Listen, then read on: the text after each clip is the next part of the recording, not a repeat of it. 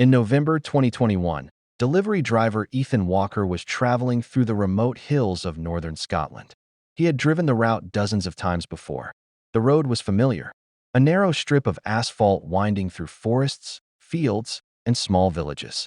Just after sunset, a thick fog began rolling across the hills. Within minutes, visibility dropped to almost nothing. Ethan slowed down.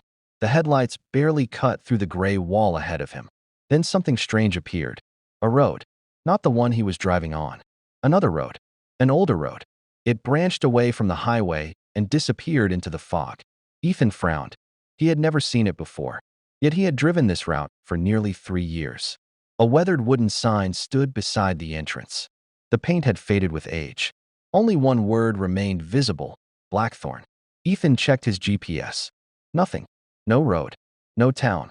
No location called Blackthorn. The road shouldn't have existed. Curiosity got the better of him. He turned the van and followed it. The asphalt quickly changed into old cobblestones. Trees crowded both sides of the road. The fog became thicker. The silence became heavier. After nearly 10 minutes, he saw lights ahead. A village. Small stone cottages. Old street lamps. A church. Everything looked decades out of date. Not abandoned. Not ruined. Just old. People walked through the streets. But something felt wrong. Nobody looked surprised to see him. Nobody looked curious. In fact, nobody looked at him at all. It was as if he didn't exist. Then he noticed the church clock. The hands weren't moving. Yet the bell rang. Once. Twice. 3 times. Ethan stepped out of the van.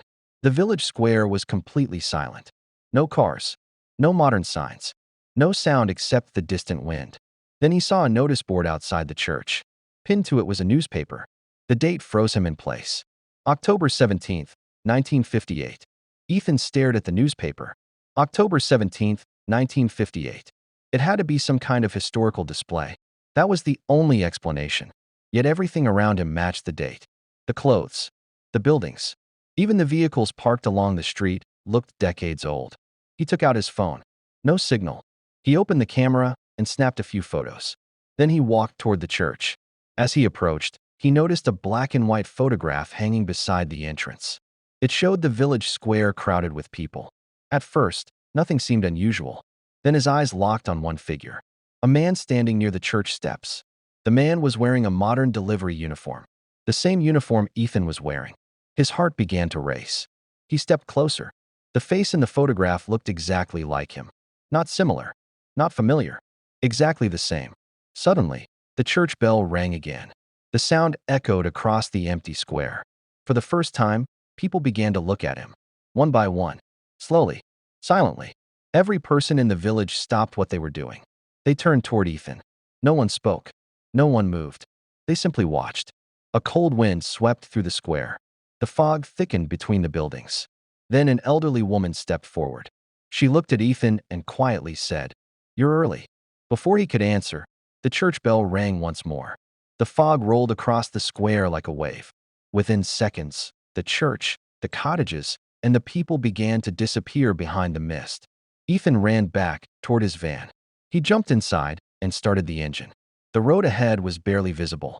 He drove forward without stopping, without looking back. After several minutes, the fog finally began to clear.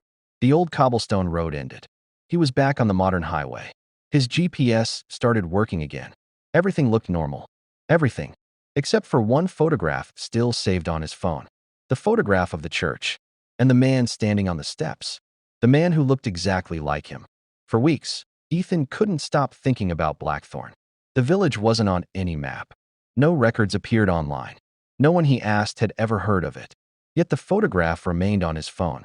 One evening, he visited a local archive and showed it to a historian. The man studied it carefully. Then his expression changed. He disappeared into a back room and returned with an old newspaper. The headline read, "Blackthorn Village Abandoned After Heavy Fog, 1958." According to the article, an entire village had been evacuated after a landslide threatened the area. The road leading to it was later removed. Over time, the village itself disappeared from maps. Ethan's hands shook. He pointed to the photograph on his phone. The historian stared at it for a long moment. Then he asked, "Where did you get this?" Ethan explained everything. The fog, the road, the village, the people. The historian remained silent. Finally, he opened the newspaper. There, beside the article, was another photograph of the village square. And standing near the church steps was the same man Ethan had seen before. The same face, the same uniform, the same expression. Only this photo had been printed in 1958. Ethan left the archive before sunset. Years have passed since that day. He still drives through those hills. And every time the fog rolls in, he slows down. Because once, just for a second, he thought he saw the old wooden sign again. The one with a single word painted on it, Blackthorn.